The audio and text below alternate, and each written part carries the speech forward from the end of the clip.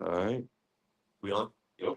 Cool. All right, shalom, shalom. Shalom. All right, first and foremost, we want to give all praises, honor, and glory unto Yahweh. Yahawah, Bahashim, Yahawashai, Bahashim, Rakakodash. All right, double honors to the apostles when that was a great millstone. Peace and salutations to the elect. All right, just Jim as Dallas class. We're gonna just go into Daniel, the 9th chapter, verses 27. I'm sorry, verses 24 through 27. And when you get this chapter, all right, we were talking about it earlier. Majority of the chapter is a prayer. You can see, if you look at verse 1, Daniel praying, basically to the Most High, prayer of supplication to the Most High for mercy and things like that, being that they were at that time they were in captivity, right? The nation of Israel, we'll say the southern kingdom, Judah, Benjamin, and Levi chiefly were in captivity under the Babylonians in that recent time, the power shift that had transitioned to the Medo-Persian Empire. So when you look at verse 20, matter of fact, if somebody can get verse 20 real quick.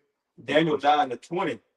And whilst I was speaking and praying and confessing my sin and the sin of my people Israel, and presenting my supplication before Yahawah by Hashem Yahushai, or Yahawah my power, for the holy mountain of my power, yea, while I was speaking in prayer, even the man Gabriel, whom I had seen in the vision at the beginning, being caused to fly swiftly, touched me about the time of the evening oblation. Yeah, so the prayer that Daniel was praying, all right, was literally being answered, okay, in the midst of him praying and confessing his sins. You know what I mean? And Gabar Allah, that's one of the archangels of the Lord. You know what I'm saying? So keep going. God, verse 22.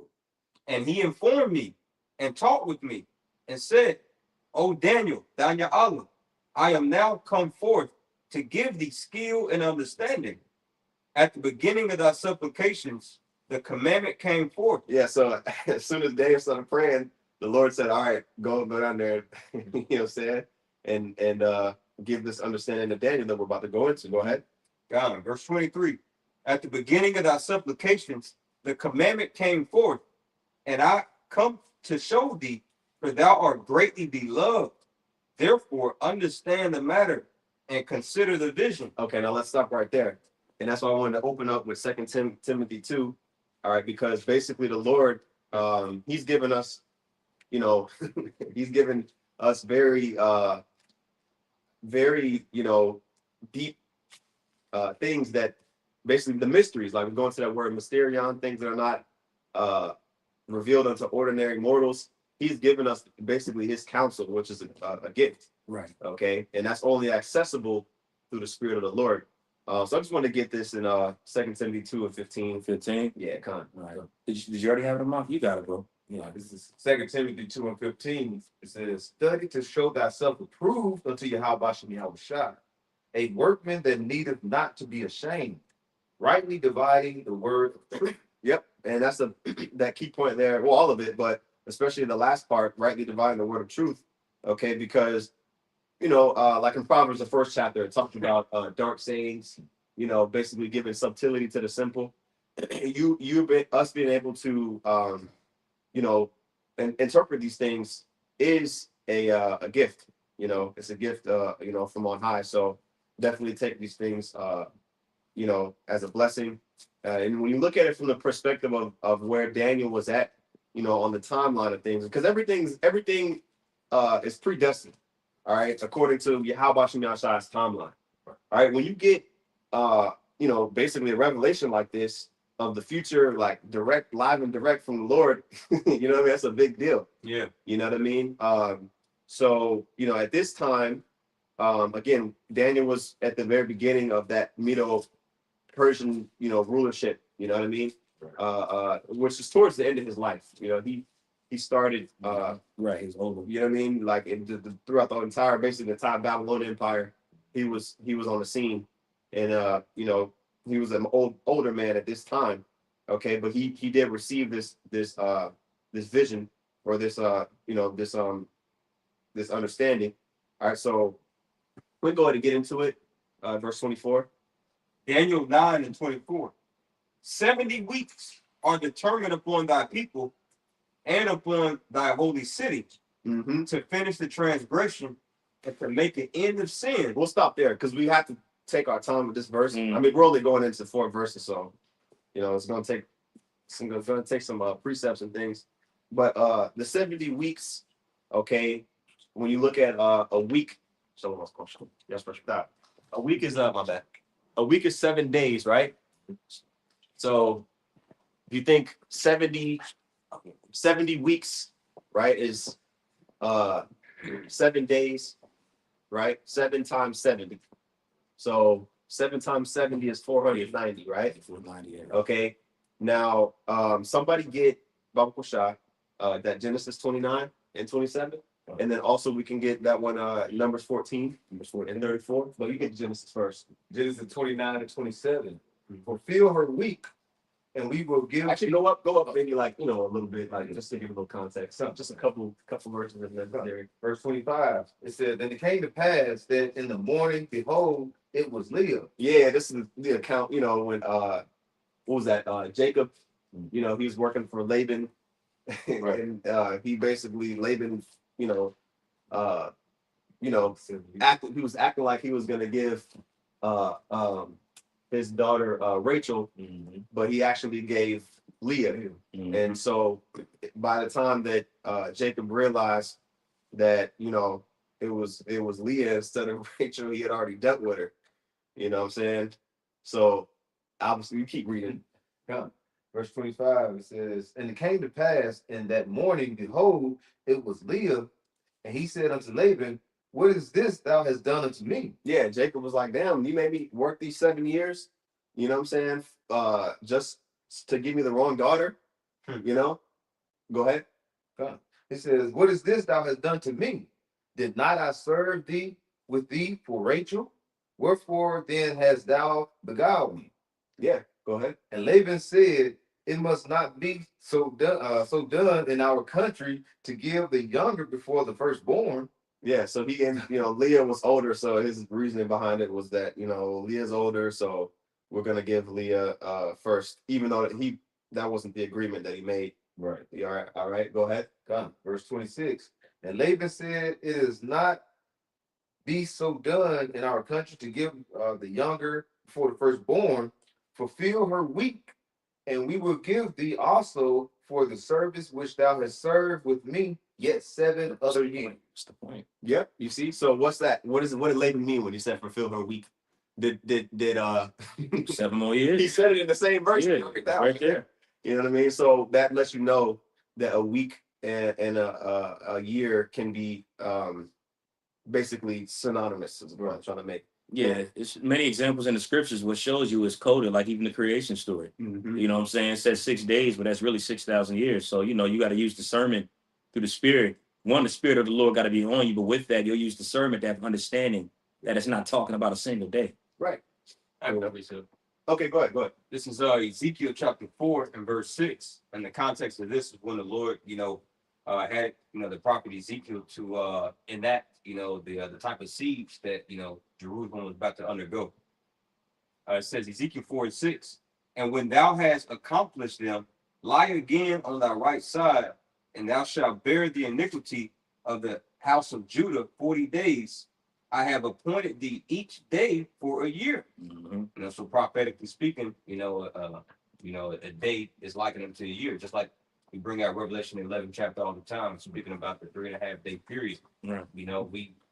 We understand spiritually that's speaking about 350-year time period. Right. And Ezekiel was alluding to the law in Numbers, the 24th chapter. I'm sorry, Numbers, the 14th chapter. What did you just read? Oh, that was Ezekiel 4 and 6. Yeah. So as far as the week, being a year thing. Did you think you should still get that one? I mean, might as well. You know what I'm saying? That's where Ezekiel pretty much got it from. This is Numbers chapter 14, verse 34.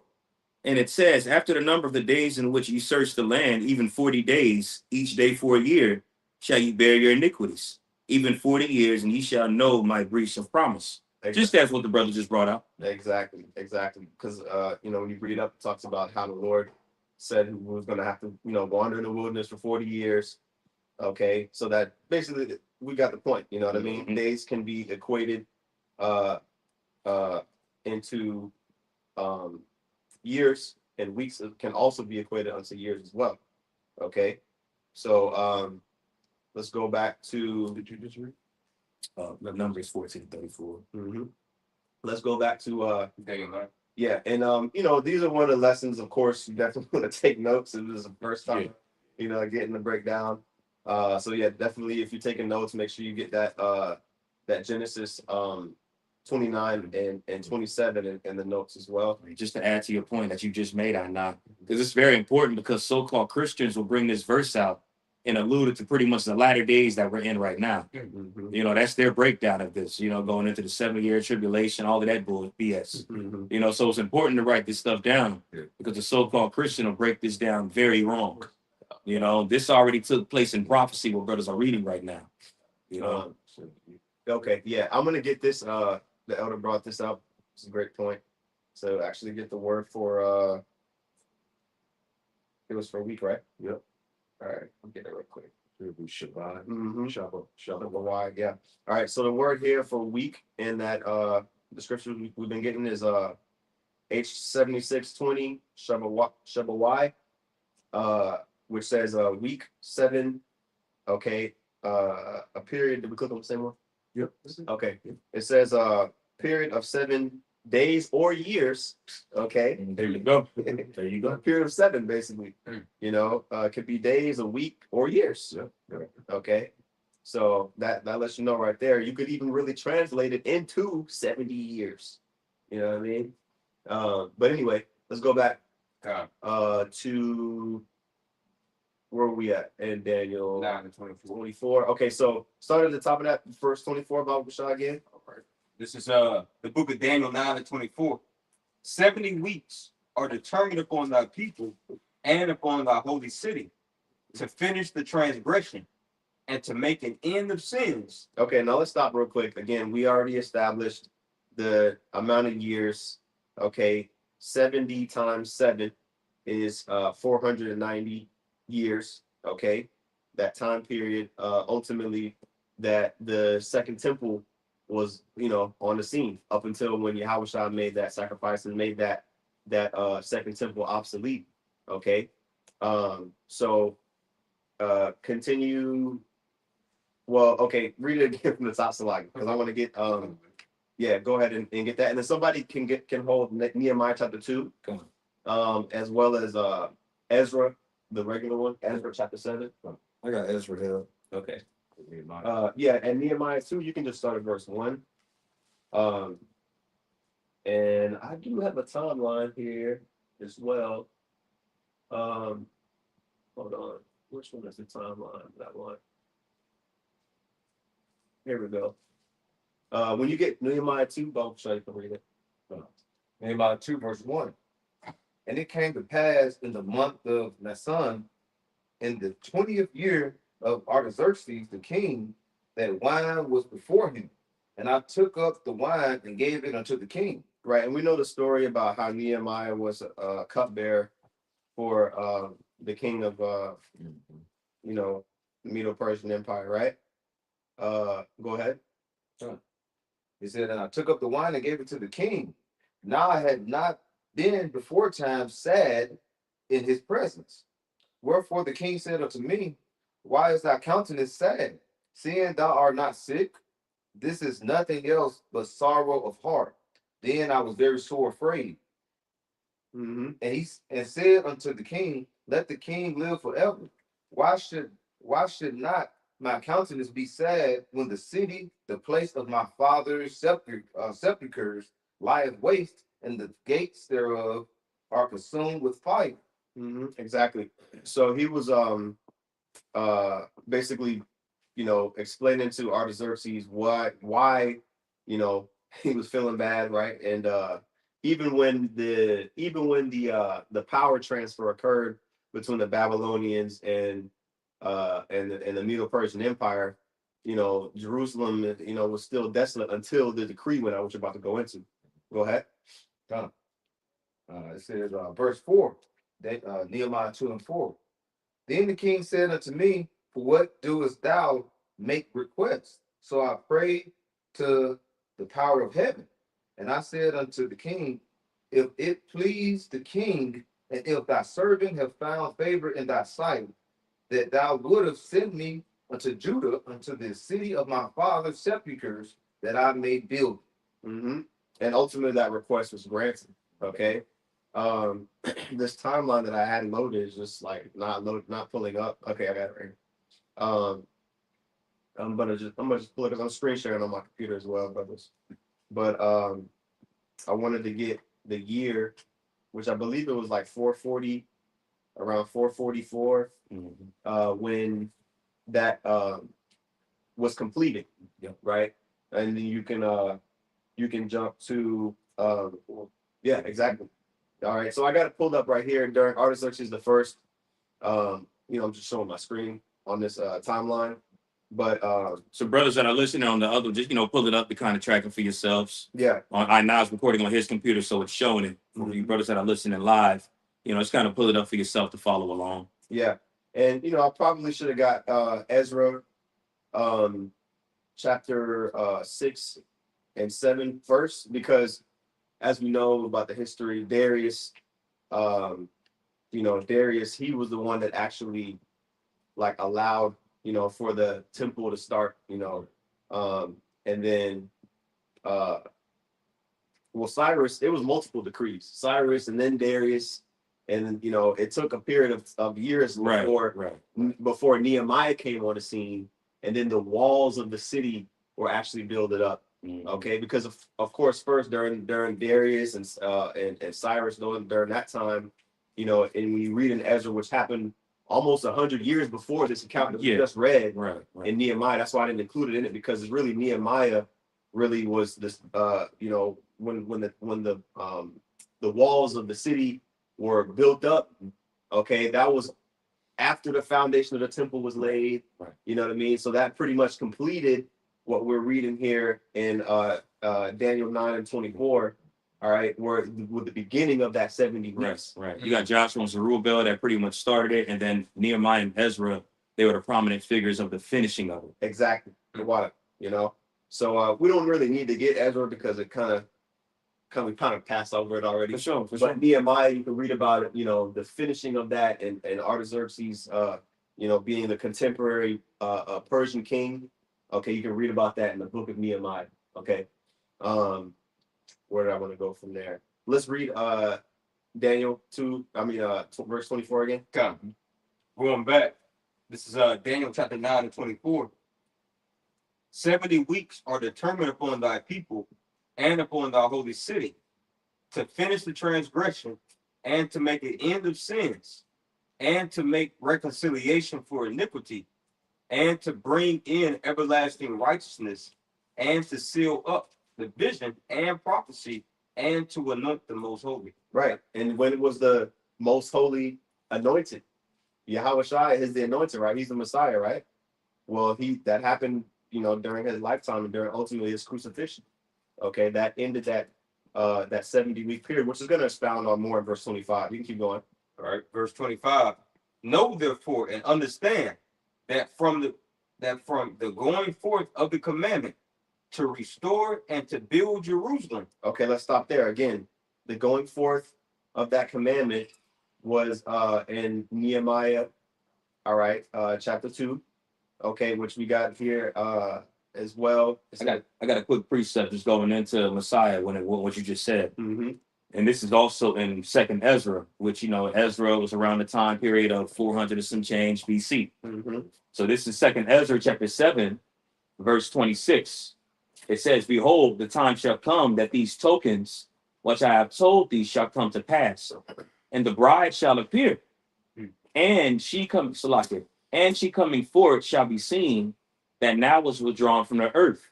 And whosoever is delivered from the foresight of evil shall see my wonders. For my son Yahawashi shall be revealed with those that be with him. And this again is going into the time where Yahawashi came on the scene, started gathering the disciples, which later became apostles. That you in 2nd Ezra 7? In 28. Okay, go ahead. It says, "For my son shall be revealed with those that be with him, and they shall remain and rejoice with him 400 years." Exactly. You know, so like we going into Joshua and Zerubbabel was about 5 and some change. Right. Ezra and Nehemiah was about 4 and some change. So about 400 some change years after that, that's when Yahawashi came on the scene. So Ezra got a very similar prophecy to Daniel. You know, a few similar prophecies to Daniel, actually. Yep. You know, that's right. That's right. Okay. So let's go back to Daniel 9 and 25. Can you read that again from the top? God. Daniel chapter 9 and 25. Know therefore and understand that from the going forth of the commandment to restore and to build Jerusalem unto the Messiah, the Prince, shall be 7 weeks and 62 weeks. All right. So basic math, a score is 20. So 3 score is what? 60, right? Okay. It says 3 score and 2. So that's 62. right? Plus 7. 62 plus 7 is what? 69. Right? Am I tripping? No, that's it. All right, so that's 69. So 69 weeks. All right, which is ultimately that 438 years. Okay. When you go into the difference between the solar year and a prophetic year, it's a little bit different. All right, but when you do the math of prophetic years, it lines right up with what's being brought out here. Okay. And we already got Nehemiah 2. Let me see here.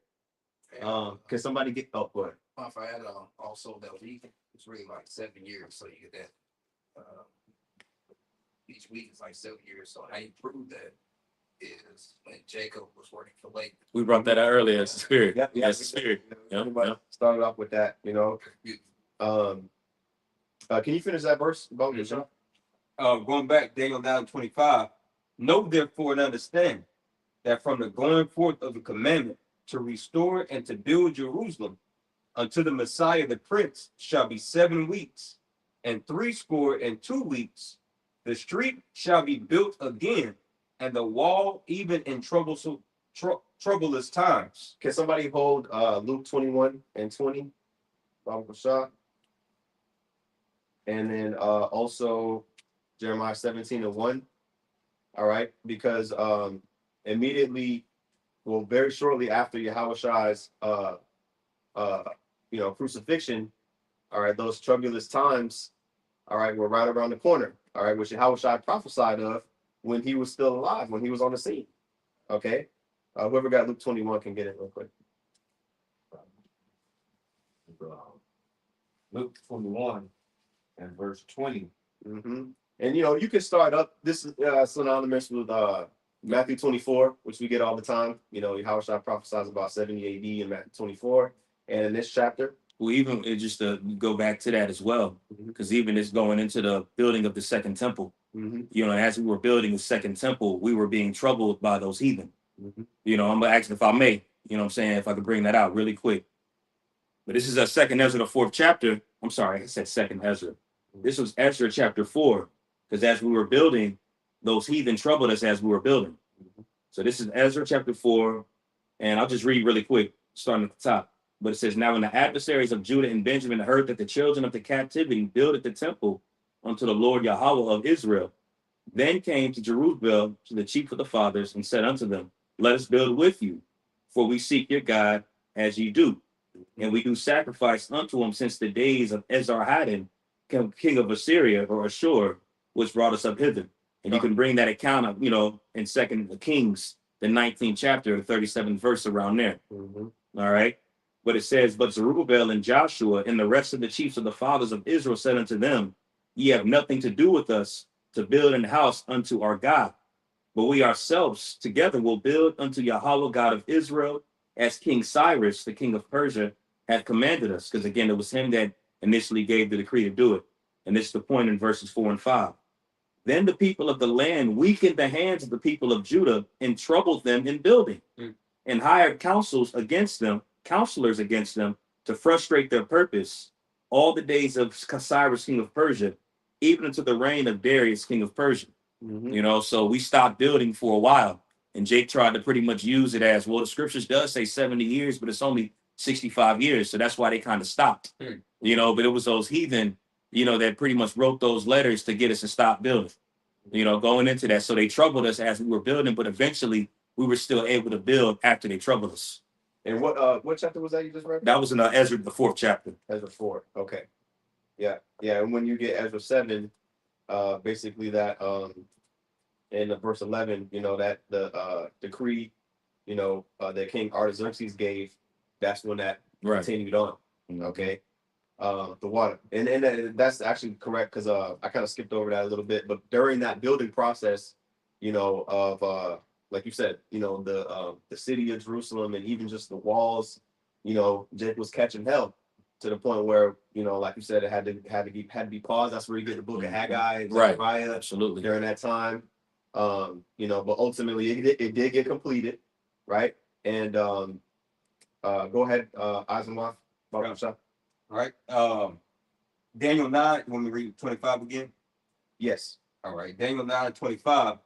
Know therefore and understand that from the going forth of the commandment to restore and to build Jerusalem unto the Messiah the Prince shall be 7 weeks and 62 weeks. The street shall be built again, and the wall even in troublous times. So not just the temple itself, the foundation of the temple, which was built first, then the temple was built, then basically the city was surrounded, because you're still susceptible to attacks unless you got that wall surrounded by your, you know, surrounded around your city. So once that was completed, that starts this this time period of the 69 weeks. Okay. Go ahead. All right, verse 26. And after 62 weeks shall Messiah be cut off. Okay, so now we're fast forwarding, all right, towards the end of that time period, all right, where Yahawashi was on the scene and ultimately was, you know, he finished his course, you know, and that 69 weeks was fulfilled. All right, now, I want to get that Luke, Buffalo Shop, Luke 21. 20. Yes. Sorry, to the point. Let's read verse 26 a little bit first, and then we'll get it. Go ahead, Azamar. Oh, Daniel 9 again. Did you can you finish the verse in verse 26? Yeah, Daniel 9:26. And after 62 weeks shall Messiah be cut off, but not for himself.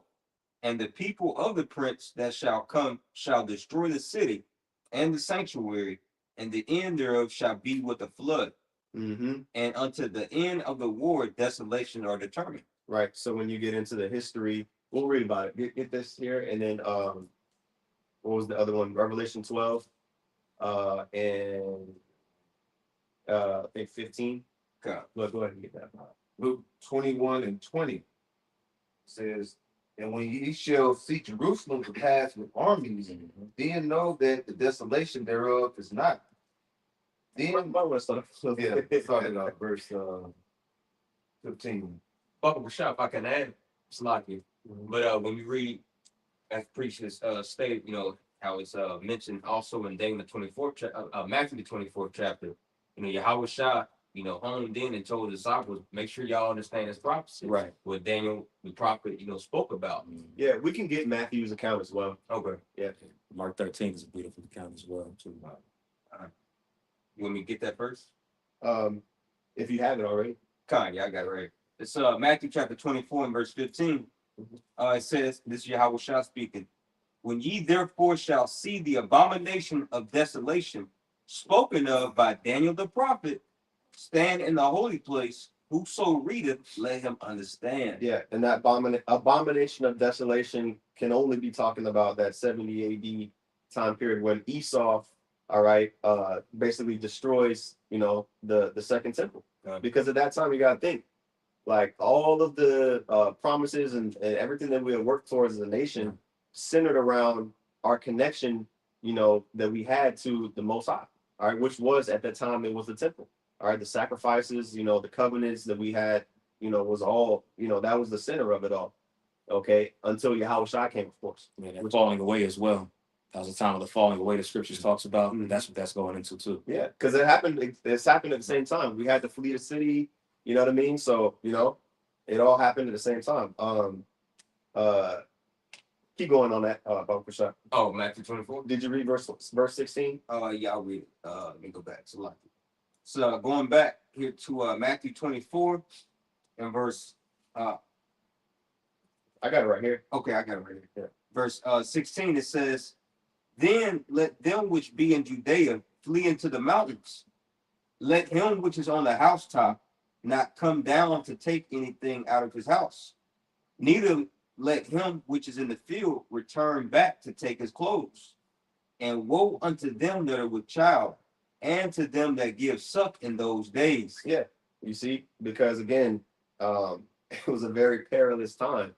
Right. Okay. When you go into the detail, we might get a little bit of details on, the different sieges that the Flavian dynasty did, during that time period. It was some hardcore shit. Like basically they were starving, starving the people out with blockades, like preventing anybody from coming in or going out of the city. So obviously resources became depleted. Cannibalism came into effect too. Cannibalism came into effect. It was a whole lot of stuff. A lot of Jacobs killing their kids.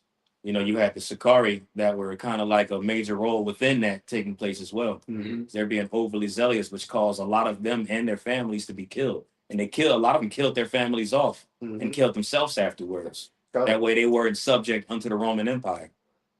Crazy work. Yeah, I got that the curse of that Deuteronomy. Bumper Shop, we get that. Deuteronomy chapter 28, I started verse 49. The Lord shall bring nation against thee from far, from the end of the earth, as swift as the eagle fly. A nation whose tongue thou shalt not understand. A nation that was obviously Roman Empire, their symbol was the eagle. Mm-hmm. A nation of fierce countenance, which shall not regard the person of the old, nor show favor to the young.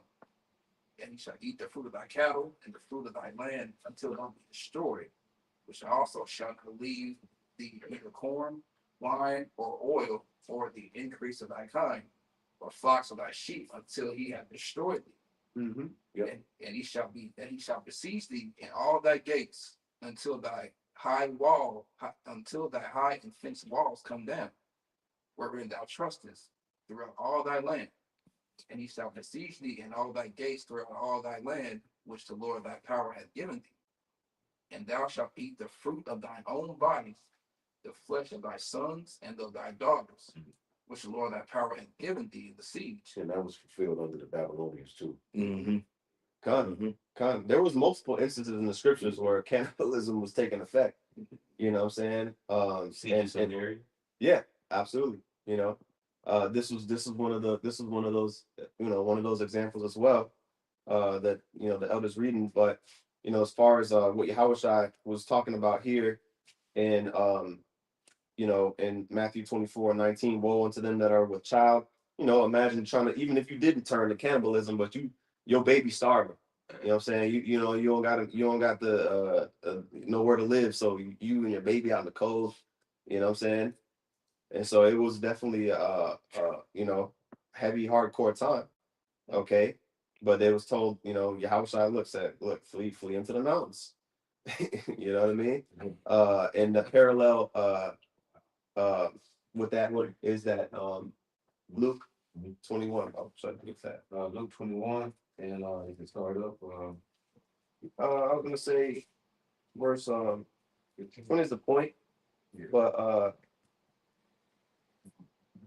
dang, you know what? Yeah, you low key do gotta just get straight to the point on this one, and you can read down. Just get 20 and we'll read down with it. This is Luke 21:20. And when ye shall see Jerusalem compassed with armies, then know that the desolation thereof is not. Yeah, because Jerusalem was compassed with armies, but it was kind of like unexpected, at the time that Yahawashi was saying it, because they had when you go I know y'all brought up when y'all did the lesson, First Maccabees 8, that pact that was made from a while, like during the during the Grecian Empire times. Mm-hmm. You know what I'm saying? There was, Judea became a province, of the then Roman Republic, which now at this time was the Roman Empire.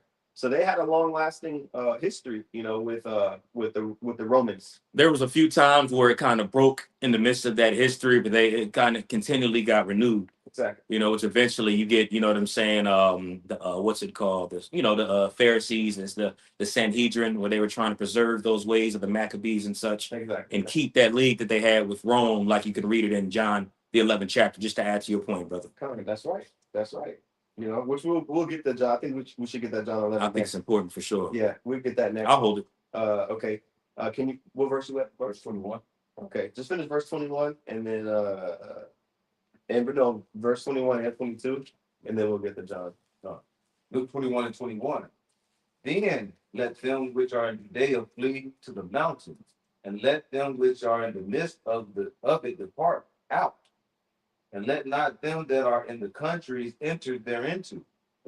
For these be the days of vengeance. Because you gotta remember, even during the time of like Acts, like it was a repetitive thing for Israel that, you know, wanted to give sacrifice and, you know, pay their tithes to go to Jerusalem. Mhm. I was like, look, during that time, nah, it's over with.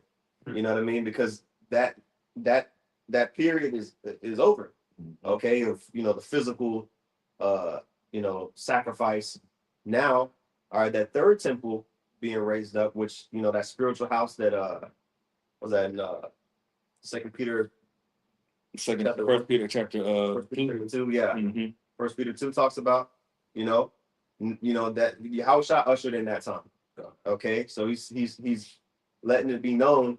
All right, you know, when you see these things, when you see Jerusalem come pass around armies, then know that the desolation of it is right there. Yeah. Hey, just to add to your point, that's why, you know, back then it was very heavy, because if you was into those prophecies, and you would know those time periods to look out for.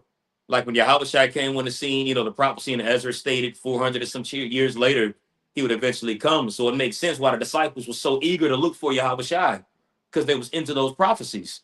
They was into those prophecies in Daniel, which Yahawashi, of course, further expounded on it.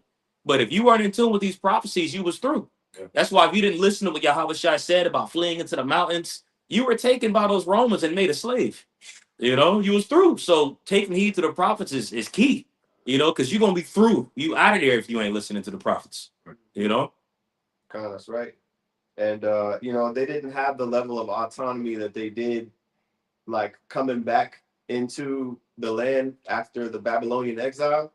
You know, Israel didn't have, like, you know, no big ass army. No. You know what I mean? To where they could war against them, like, you know what I mean? Like that. I mean, you know, you had the Maccabean revolt, where it was even then it tells you how many men. It was a very, very small number of men that the Lord was, you know, dealing through them. But we damn sure couldn't carnally go to war with the Romans, you know what I'm saying? So we didn't have no choice, all right, but to go through that hell we went through, which we'll get into it.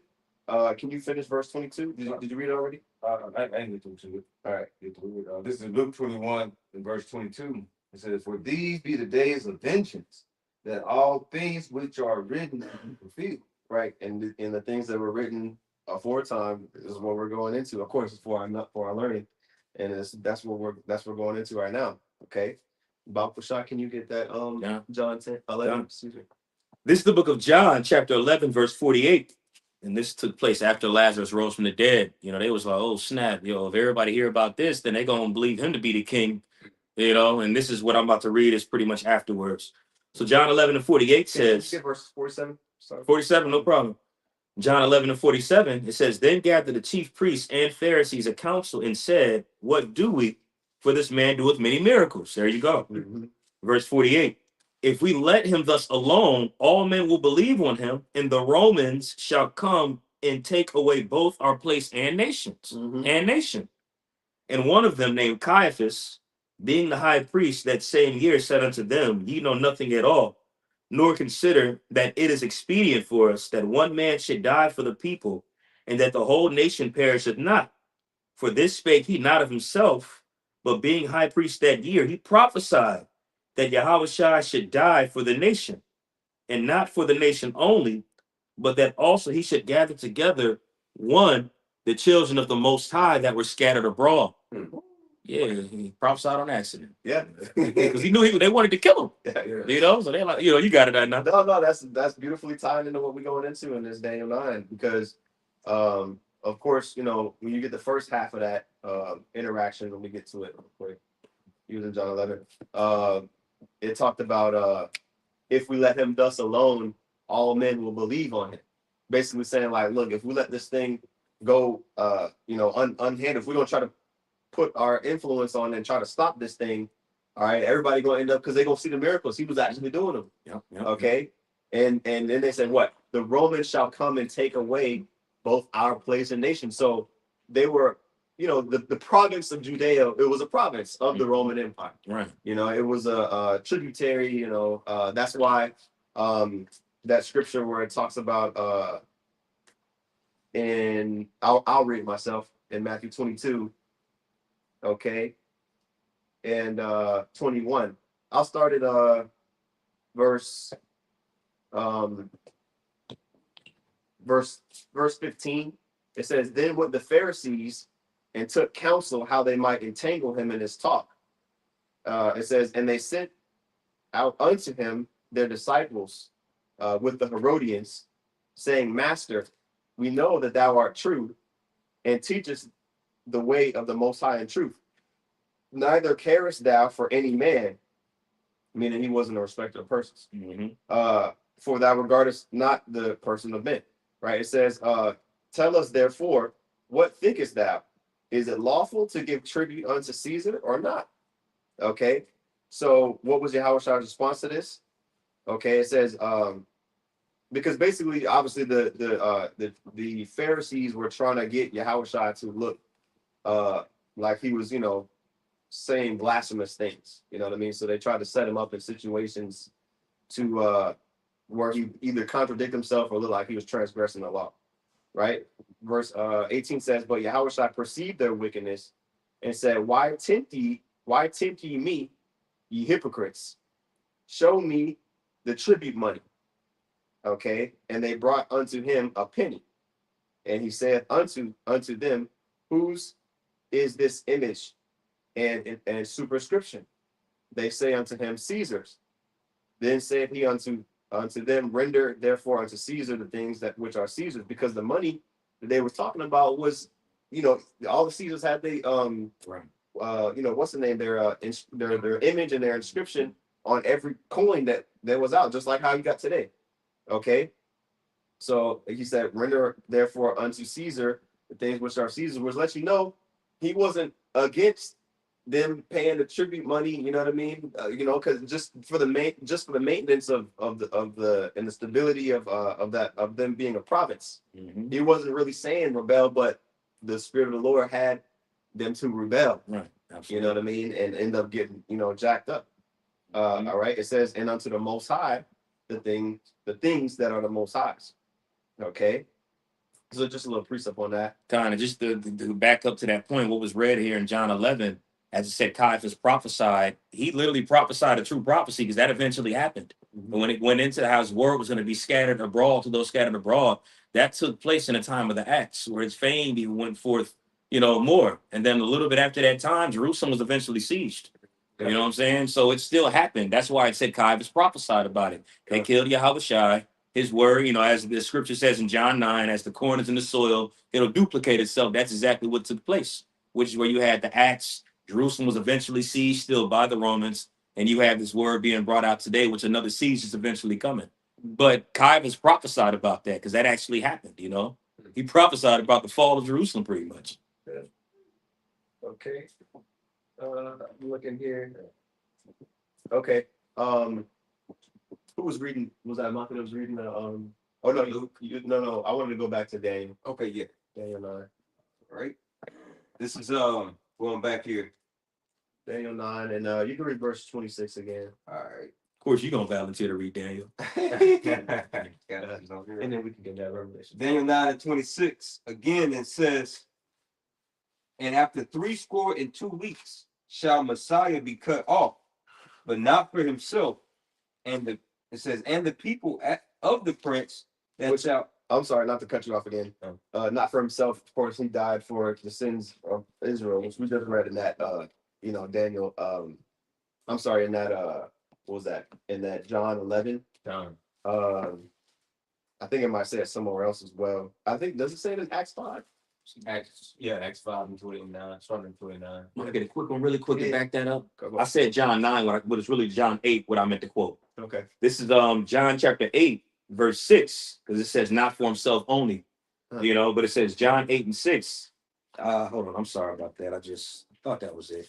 John 12. Yeah, John 12, the water. It was John 12. My man, I appreciate that, brother. Yeah, so this is the book of John 12 verse. I'm sorry, nah, you got it, brother. Yeah, no, well, I was gonna get this real quick and while you look for that in Acts 5. Are you want me to get Acts 5? Yeah, you know what I'm talking about? Yeah. Yes. And your verse, bro, is John 12 and 24. Kind for water. It's, Acts 5 and 29. Then Peter and the other apostles answered and said, we ought to obey Yahawah, YAHAWASHI, rather than men. There you go. The God of our fathers raised up YAHAWASHI, whom you slew and hanged on a tree.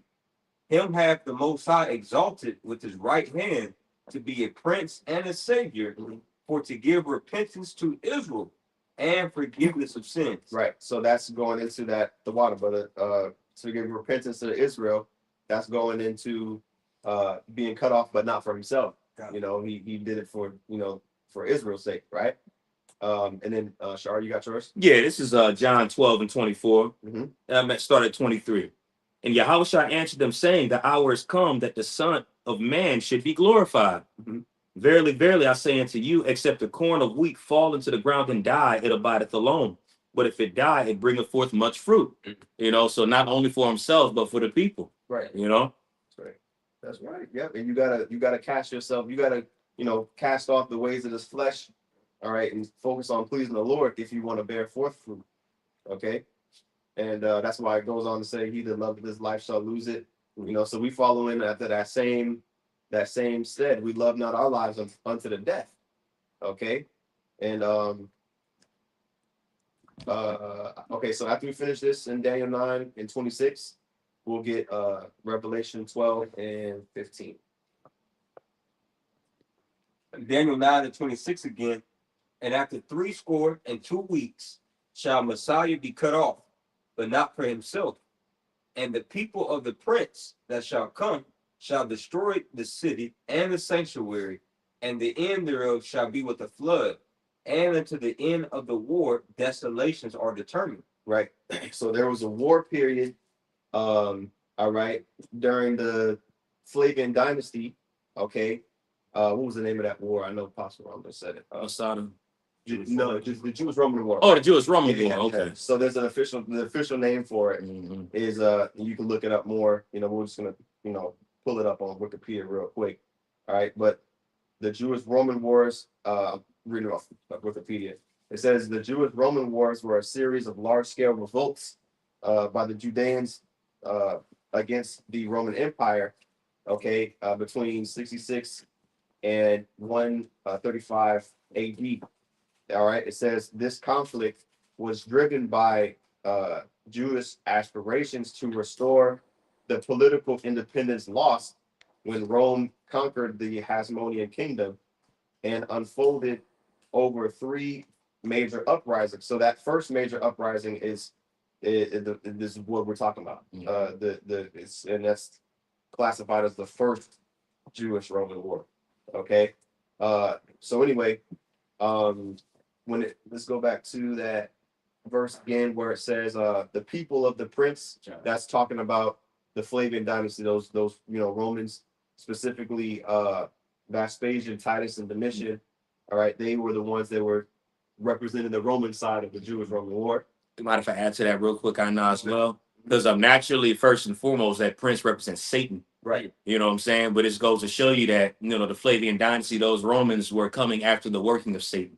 As you read it in 2 Thessalonians, the 2nd chapter, those Romans are coming after that working. Yeah. I remember Apostle Gabar did a lesson on that some years ago going into that, which makes a lot of sense. Because even when you go into that word Flavian and break it down, it's translated yellow or blonde. You know what I'm saying? So to show you, though, you know, the Edomites right there, Titus, Vespasian, and Domitian, those Edomites, you know, are of the seed of Satan. You know what I'm saying? Not just them solely, but it's within their fucking name, you know, the Flavian dynasty. You know? Yeah, I get a precept for you. Yeah, go ahead. And if it's not Ephesians 2, can somebody hold that, please? Okay, The next one. God. It's John 14:30. It's YAHAWASHI. He says, "Hereafter I will not talk much with you, for the prince of this world cometh and have nothing in me." There you go. And when you get this word prince in the Greek, the Thayer's Greek lexicon, it's archon, right? And Hold on, Slocky, not to cut you off. What words you going into? prince. Okay, go ahead. All right. And the Thayer's Greek lexicon, it says a ruler, commander. Let me skip down. It says, here we go. Yep, the ruler of the irreligious mass of mankind. Yeah, the ruler of this, you know, of this Roman Empire that we're going into. All right, ultimately was driven or inspired by Satan, we'll say. Right. Who, you know, Esau is his physical counterpart, so he was doing the workings of Satan on the earth. You know what I mean? Because that's all Satan wants to do is, you know, jack us up. He wants to defile the temple. Yeah, exactly. You know, just like our body represents the temple. He wants to still defile it here in these last days. Exactly. That's why the Apostle Paul said in 2 Thessalonians 2, for the mystery of iniquities already. There you go. There you go. Well, I'm sorry, bro. Where did you get that definition that you said? Flavian? No. Oh, for the word prince. That was the Thayer's Greek lexicon. So Okay. Kind of like all the way, almost all the way down. Okay. Okay. Well, let's get that the one that I asked for. Oh, Ephesians 2 Let's go. and 2. Okay. Yeah. It's Ephesians 2, verse 2. It says, "Wherein in the time past." Yeah. Following shot, my bad. Verse 1, Ephesians 2 and 1, it says, "And you has he quickened who were dead in trespasses and sins." Right. Now, this is a letter written to the believers, all right, in the church of Ephesus, all right, the believers in YAHAWASHI, okay, quicken being meaning to be made alive, all right, spiritually, because we were spiritually dead, which is going to go into, go ahead. Verse 2, "Wherein in time past ye walked accordingly to the course of this world, according to the prince of the power of the air, the spirit that now worketh in the children of disobedience." Yeah, you see. So ultimately, Satan, the prince of this world, the prince of the power of the air is Satan. Okay, and so you know Esau, that's his whole, you know, power sources and left hand wicked energy. Yeah. Okay, so the eagle, like the eagle, that flies, soars higher than all the other birds right there. Because even when you go into, now to mention that, you know, I know it's then I'm gonna just mention it in 2nd Ezra 11. All right, and the end of that chapter, you know, I had a hell too, but I did have a hell though. My mind, I don't got no problem with it. Bro. Yeah, God. Just the point where, like I said, like the last couple verses where it mentions the Flavian dynasty. Yeah, we're talking about with the 3 heads, how the second set of it emerged. Yes, sir. I definitely had that held. I didn't know if you wanted, you know. Oh yeah, absolutely. Well, I'll go and start at chapter 11, verse 28. Okay, it says, and unless you wanted another part of that chapter, but this goes into that, to the 3 heads that came at the end. Okay, which is the Flavian dynasty. Yeah, let's do it. Okay. And then we'll drop down to where he's breaking it down. Yes. Okay. Go ahead. 2nd Ezra chapter 11 verse 28. And I beheld, and lo, the 2 that remaineth, it says, thought also in themselves to reign. And when they so thought, behold, there awakened one of the heads that were at rest. Yeah, I'm talking about, so I can just talking about 69 AD, the year of the 4 emperors. Okay. You had Galba, Otho, what's the other one? Vitellius and Vespasian. Yep, there you go. Which Vitellius was actually a Jake, you know, but it's a year of the 4 emperors for a reason. Now, I ain't mentioned like he's a good Jake, because you had the 3 good emperors that came later on, you know, but just to add to that point, a lot of Jake don't know Vitellius was actually a Jake. Yeah, and then that 2 that remained is talking about Vitellius and Vespasian. Those were the last 2 of that 4 of that year of the 4 emperors. They're the last 2 left. Go ahead, bro. God, it says, who'd you say it was? Vitellius. Yeah, I know the 2 that remained. Yeah, the 2 that remained were Vitellius and Vespasian. So Vitellius and Vespasian actually went to war with each other. Yeah. You know what I mean? This was in 69 AD. This is all during the same time because Vespasian, which we're going to go into, Vespasian, who was an Edomite, he was a Roman general. Yep. Okay, he was a man of war. Mm-hmm. Okay, and basically he got into power because he defeated the other men of war. You know, and he was basically the main one left. He was the strongest one left. Okay. Which cements this prophecy right here because it goes into these three heads that emerged, you know, the second settlement. Connor, we'll go into it. Go ahead. Mm-hmm. It says it was in the midst for that was greater than the two other heads, which went into what you just said. Mm-hmm. Well, if I may, the three heads is going into the Flavian dynasty itself. Right. Yeah. No, I guess I said what you just said because pretty much the last two heads was fighting against each other. Mm-hmm. You know those feathers I'd rather Yeah, say. the last two feathers. So like at the water. I worded it wrong. The water. Mm-hmm. So I'm gonna actually jump down to let's see here. I mean, what is that verse? 2 is good. Okay, Yeah, sure. 2 is good. Yeah. So this is back in 2nd Ezra chapter 11, verse 32. And it says, but this head put the whole earth in fear and bear rule in it over all those that dwelt upon the earth with much oppression. Mm-hmm. And it had the governance of the world more than all the wings that had been. Right. So the Roman Empire was at austere moment in history. You know, they're coming off of the heels of, hella turmoil. There was basically a civil war within the Roman Empire. Okay. And it was high levels of oppression that was going out. Again, this was at the same time you had a revolt that was, stirring up. You know what I mean? You know how when rulership gets weak, that's when the provinces start trying to revolt, right. And, separate themselves, right? So this is all during that same time, and that was the specific point. Unless you have something else you want to get wrong. Yeah, just to add to your point, when you read 2nd Ezra 11, this whole chapter is going into a time period in Rome that's called Pax Romana. Mm-hmm. It goes into those 12 Caesars and such like that. Mm-hmm. But ironically enough, the word pax, which means peace, where you get the word pact from, Mm-hmm. They were barely even at peace. They was fighting one another, doing a bunch of hoe-ass stuff, Edomite stuff to, have the upper hand over their predecessor. Mm-hmm. That's all I was going to say on that. Okay. All right. That's good. Verse 42 is also a good one I was looking at, but, that's pretty much it that I wanted out of that. And then we can go back again in verse 26, YAHAWAH. Okay. All right, read it all the way down. And then we're gonna get Revelation 12. Go ahead. Daniel chapter 9 and 26 again, it says, and after 62 weeks shall Messiah be cut off, but not for himself. And the prince and the people of the prince that shall come shall destroy the city and the sanctuary, and the end thereof shall be with the flood. And unto the end of the war, desolations are determined. Right. Okay. Again, going into that first Jewish Roman war. Okay. So this is also talked about in Revelation chapter 12 specifically. So we want to get that prophecy as well. Mm-hmm. Right. So the 62 weeks. What exactly is it? In which verse? Just I'm sorry. Daniel 9 and 26. And after 62 weeks. What is that? That's basically the time period that Yahawashi was on the scene up until he got crucified. Yeah. Because it talks about in the previous verse, it talks about the 62 weeks and 7 weeks. That's the 69 weeks or 430 years, which is that whole time period of the second temple being on the scene. Right. And Yahawashi's crucifixion basically it was the cutoff of that 438 year or that 69 week period. Okay, it just says 62 weeks is the end of that 69 week or 438 year period. Okay.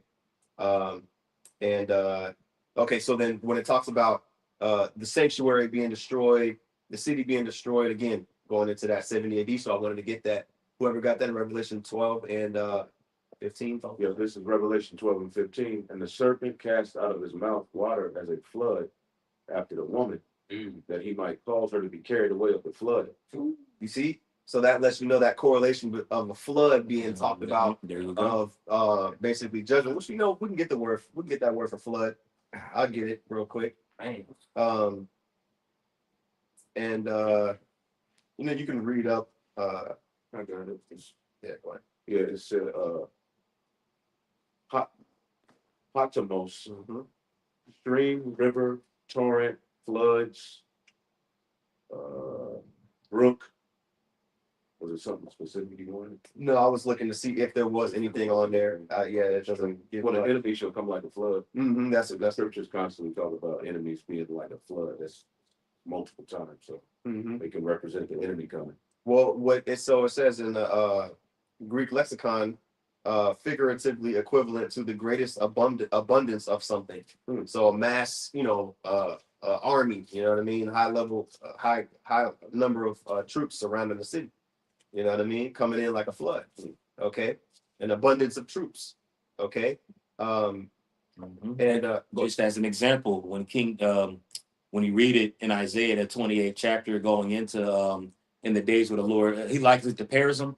You know what I'm saying? And it's, when you go into that word Perism, and he says, I might as well just bring it, if I may. Yeah, you got it, bro. I don't want to just be talking and shit.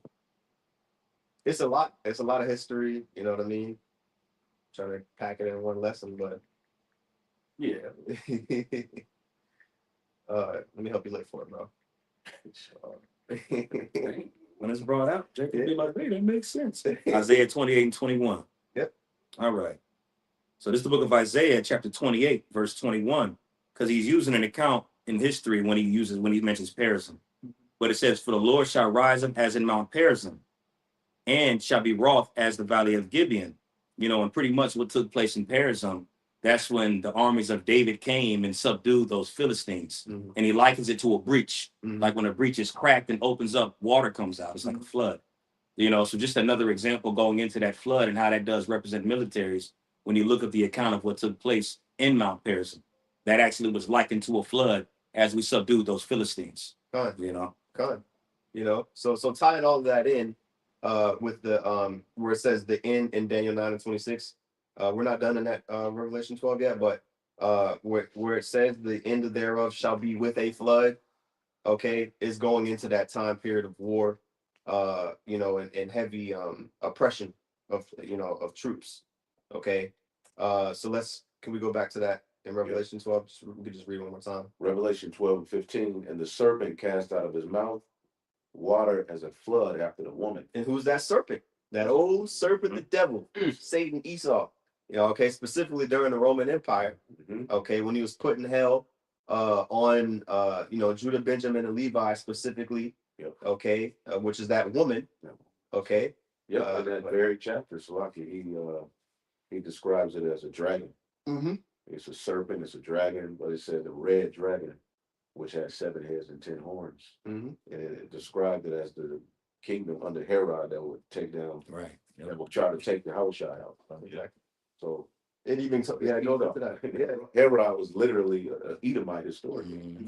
So this is talking about Esau. At the end of the day. Yep. So did you finish that verse? It says, and the serpent cast out of his mouth water as a flood after the woman, that he might cause her to be carried away of the flood. Yeah, and that was the point I wanted, that he might cause her to be carried away of the flood to the point where Israel was just utterly taken out, to the point where we didn't have no resting place anymore. You know what I mean? We didn't have no sovereign land mass that we could, say, all right, this is our land where we can live. Basically, we were scattered. We all became Israelite foreigners at this point in history. Are you following away? Yeah, kind of. Yeah, I got one. Okay, go ahead. Micah 4 and 10. Be in pain and labor to bring forth, O daughter of Zion, like a woman in travail. It's linking back to Revelation 12. It says, for now shalt thou go forth out of the city. And what city is that talking about? Jerusalem. And this is when it occurred during the time of 70 AD, the Roman-Jewish war. It says, and thou shalt dwell in the field. We were scattered to the utmost, parts of the earth, the 4 corners of the earth. And thou shalt go even to Babylon, which is where we're at now. There shalt thou be delivered. There shall YAHAWASHI redeem thee from the hand of thy enemies. Just bring that out because the starting point of that was 70 AD. And now here we are in America, Babylon the Great. That's right. Okay.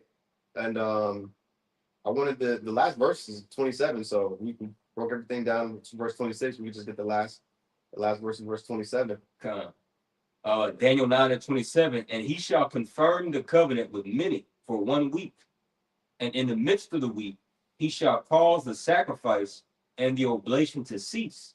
Right. So when you get that, hold on, I got so many damn tabs. Hold on, let me X out of these. Organize myself a little bit. All right.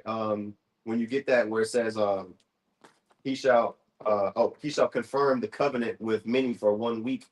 Okay, basically, us being able to sacrifice, all right, us being able to have that state of existence, all right, it was it was tolerated, all right, up until we ended up getting cut off and infiltrated by the Flavian dynasty. Okay, so this time period of basically 66 AD up until 73 AD, we'll say, that's that week, okay, that that time period that we was allowed, basically the very end of us being in the land, all right, before the temple was destroyed, because it says in the midst of the week, which 70 AD, right in between 66 and 73, during the middle of that 7-year time period of the first Jewish-Roman War, all right, Jerusalem specifically was infiltrated, okay, and the second temple was destroyed, okay, but that conflict lasted for 7 years, okay, because you got somebody mentioned that the siege of Masada, that was after the second temple was destroyed, but Jake was still fighting, you know what I mean? So that's what this time period is talking about, that 1 week. So correct me if I'm wrong. So this verse 27, this is ultimately completing the 490-year time period, because before this, it's kind of like verse 26. Yes, it's from the building of the walls until YAHAWASHI. That's 483 years, and then this last verse is that final week. The last 70. Okay. Yes, sir. Yes, sir. Absolutely. And it says, and in the midst of the week, right, from 66 to 73, that was that week, but 70 AD was, we said all the time, that was in the middle of that. Literally in the middle. You know what I mean? That was when it says he shall cause the sacrifice and the the oblation to cease. Why did it cease? Because even though Yahawashi was crucified in 33 AD more or less, right?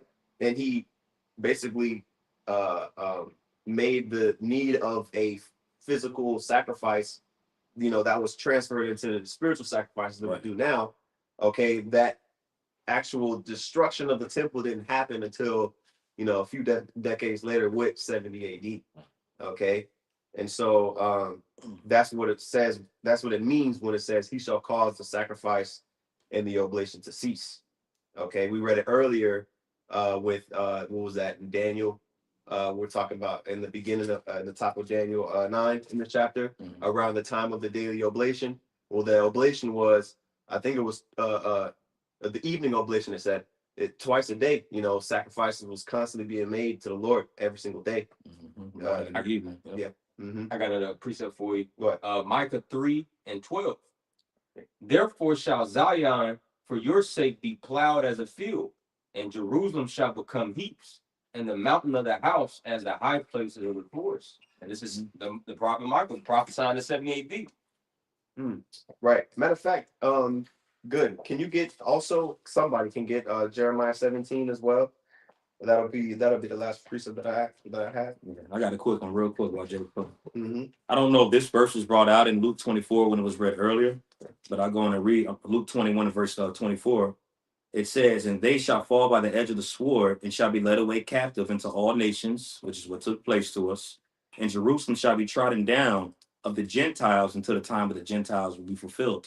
So during that time period, you would have Gentiles occupy it, even until this day. Those small heads that are over there, Yep, exactly. And it's heavy, man, when you go into the history. It's really the lowest point, one of the saddest. I can't think of a sadder point in history. You know what I mean? Like when you look at just Jake, like just being completely brought low. You know what I mean? Obviously, slavery, you know, there's plenty of other low points we done had, of course, but this one was a really big deal because we was removed out of the land and we haven't been able to return back since. Yep, and that was told to Solomon that basically if he went off, eventually he was gonna kick us out of that land. So they can build that too. Con, Absolutely. absolutely. I got a precept. Okay, go ahead, and this will get whoever got Jeremiah 17. This is the book of Psalm 74. You know, this is Psalm of Asaph, and when you go into this this chapter, this psalm, this is really, you know, the Lord, you know, giving him a prophecy of the vision of the destruction of the temple, the abomination of desolation. Psalm 74 and verse 3, it says, "Lift up thy feet unto the perpetual desolations, even all that the enemy have done wickedly in the sanctuary. Thy enemies roar in the midst of thy congregations. They set up their ensigns for signs." And when you go into that word ensigns, you know, it goes into like a banner, you know, a standard, which that's exactly what, you know, the Romans did after they sacked, you know, our temple, destroyed it. Okay, they had something called the ARCHAEOLOGY. That's their ensigns. Yeah. Trump is trying to fill the order. Yeah, you know, you even have these you know, tiny caps over there in the land that they saying they trying to build the third temple, you know, which is the third temple is spiritual. There's not going to be no need for you know, going back to the old way. A red heifer. Yeah, yeah. That they gonna get from Texas. That's what they say. Damn, bro. They said that shit. Yeah. You know what I mean? So there's not going to be no need to go back to that because we have Yahawashi. All right, anybody that don't believe on Yahawashi, they're still going to be trying to cleave onto them old ways, which that's pretty much what they was doing.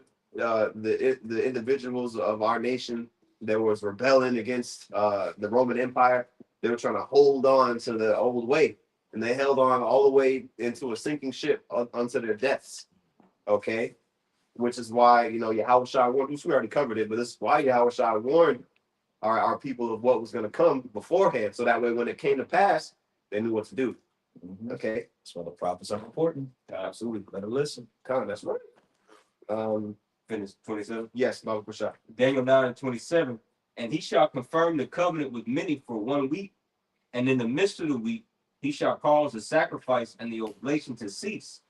And for the overspreading of abominations he shall make it desolate, even until the consummation, and that determined shall be poured upon the desolate." Right, now I do want to get this verse in the NLT just for comprehension's sake.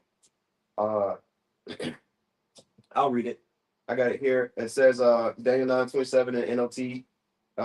The ruler will make a treaty with the people for a period of one set of 7, which is that 7-year period. But after half this time, he will put an end to the sacrifices and offerings. All right, 70 AD. It says, and as a climax to all his terrible deeds, he will set up a sacrilegious object that causes desecration. Yep. Okay, because you know, when you look at all of the riches that was taken out of the city, taken out, you know, from the temple, all those things that were brought out, which was shown in the Ark of Titus, that was right. You know, shortly after those, you know, that war, the Roman Colosseum was built. All right, basically Rome was expanded, and it was known to be at its height. You know, it was expanding its territories, but it was able to you know, flaunt its riches after that. Okay, and you still have the Roman Colosseum standing today. You know what I mean? You still have the Ark of Titus standing today as sacrilegious objects. Right. You know, they remind us of that time period. They're all over. They're all around. They call that Colosseum one of the 7 greatest wonders in the world. Yep, exactly. Based on our downfall. Con. You know what I mean? So, and it says, until the fate decreed for this defiler is finally poured out on him, which we're in those times today. You know, Esau's fate of being brought down, okay, his sins being stacked up into heaven, the Lord's going to reward her double unto all her works. The Lord hasn't forgot about all the shit that he's done during the Grecian Empire, during the Roman Empire. All right, and during this time, all right, it's all going to come crashing down on him, all right, according to the scriptures. You know what's crazy? That's why I said the mark upon his ass. Go back to Genesis. Yeah. You know where he had it all the time. He's the man of sin. Yeah. The borders of wisdom. I got this real quick. Go ahead. I just typed in on the Google. It says the silver denarius, which is the Roman coin, featuring an embossed profile of the Emperor Vespasian and the words Caesar Vespasianus, was struck in 69 to 70 AD.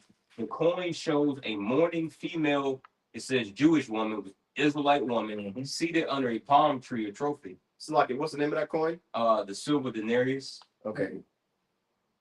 Judea capta. We captured Judah. Yeah, you can read about that in the book called Madden's Jewish Coinage, which you're going into right there. And even on that page that goes into that, it titles it Princes of Edom, with all those images of the Flavian kings of the Flavian dynasty on the coin. It says Princes of Edom on there. I never heard of that book. Madden's Jewish Coinage. You okay? Yeah. It was years ago. Years ago, I went into it some years ago. Yeah, y'all used to go into this book. He didn't found one y'all ain't found. Angels on. Yeah. Years These ago. are the coin. This is what the coin look like right here. Just to show you, brothers. You know what I'm saying? Yeah. The one that you talking about, that's represent Judea weeping, the woman weeping for getting, the temple ransacked. That's the woman right there. And Esau standing over with palm trees. Palm represent victory. Yeah. And a damn Edomite right here. Who was this? Oh, this is Vespasian. Yeah. Yeah. Damn, you can't tell me that is not a fucking Edomite. So You might make some coins and stuff. Did y'all ever come to the cloisters, man? Yeah. Y'all come visit with us. Yeah. We speak out there, y'all. I think I went. We got inside. No. So I guess we got to make another trip to New York, man. Yeah, we got AI now. We don't need the books. I'm fucking around. Yeah, itself, I gotta actually go. Oh, okay. Well, who knows, man? They might have changed shit around. Yeah. The insides, the goddamn, you see what I'm saying? Yeah. It's an actual medieval castle that they actually brought it over here to and they put, so they say, artifacts from the, it's a medieval time of dark ages, and that was all Jake. And they got stuff in there that blows your mind, man. So what? Back in the 90s, we saw Apostle Hart used to go there, and we got like a suit of armor in there. It was from one of them African knights from back during that time, so-called dark ages. He saw medieval times, dark ages. They had a suit of armor, and you could tell men were bigger back then. Because the shit was at least over 6 feet tall. And they had it inside of a glass case.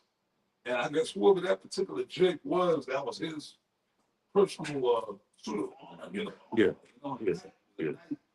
But all over, he had images of himself put on the bro, and there's no denying. It's a dark-skinned dude, woolly hair, afro, a chick. So he had his image put that, depending on what your wealth was, he wanted his shit. He wanted you to know who the fuck he was. Whoever that chick knight was. You know what I mean? It's right there. It's all up in there. Right. And then they had a thing where you walk, the building is big, like it's like a doorway, right? Like it's like that doorway, but the shit was like, I want to say 8 feet tall. And the dresser, so that go to show you that we decreased in stature. We decreased in still, we're midgets.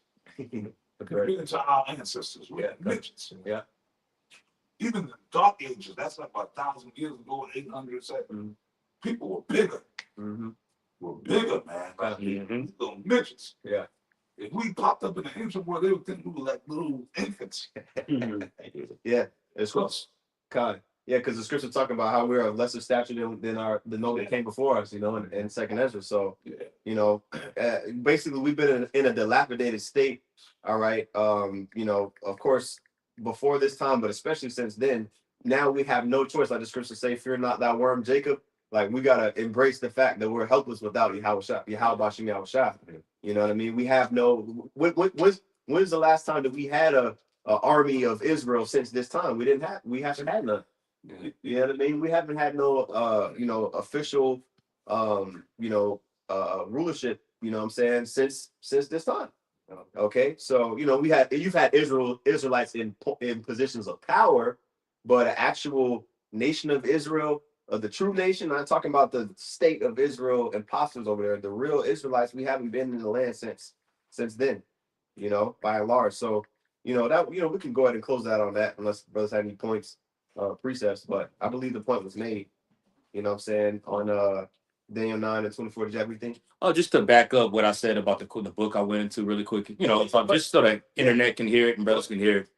But it says in Frederick W. Madden's History of the Jewish Coinage and of Money in the Old and New Testament, which was published in 1864, there's a section where he lists princes of Edom or Idumea.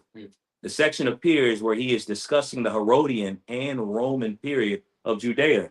You see, that says Roman and Herodian, you know, which goes into Revelation 12, you know. But yeah, but this is why I just on Chat GPT, but for brothers to kind of look it up, you know, to back up what I said, you know. Okay. Yeah, I got the book here. You said Frederick William Madden, right? Yeah, I see it. Okay. Just want to bring a site to it instead of just saying it. Con. Okay, say that, you know, they just mysteriously just disappeared after that. Like, come on, bro. Back in 1864, I was clear understanding on that. Man. God. So, hey, man, you know, Lord willing, Aparatazah, this is an edifying lesson. Okay, with that, we're going to give all praises, honor, and glory unto Yahawah, Bahashem, Yahawashai, Bahashem, and Kakwadash. Double honors to the apostle, that was a great millstone. Peace and salutations to the elect. Until next time, shalom. Shalom. Thanks.